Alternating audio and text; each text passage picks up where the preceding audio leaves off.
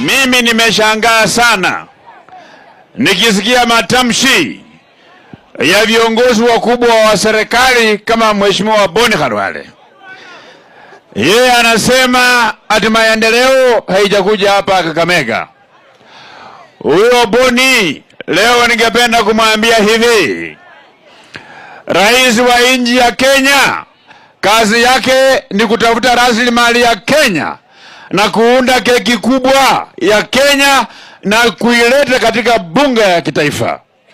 Keki ikifika pale bunge ya kitaifa, tuko na maseneta 47, tuko na wabunge 290, na kila mbunge ako na kisu ya kukatia watu yake.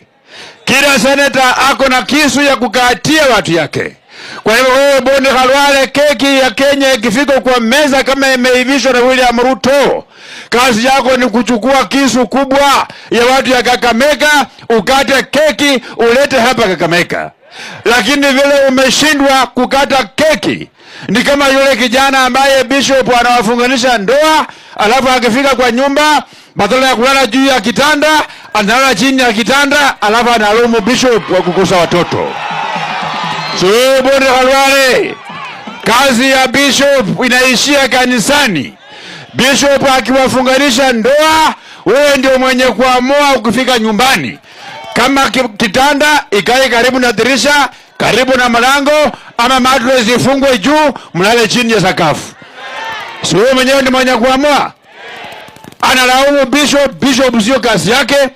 So mimi nawaomba nyinyi watu ya Malava, mukienda kufanya uamuzi, musisikize Khalwale. Kazi ya ukata keke ya Kakamega imemshinda, ameenda upinzani.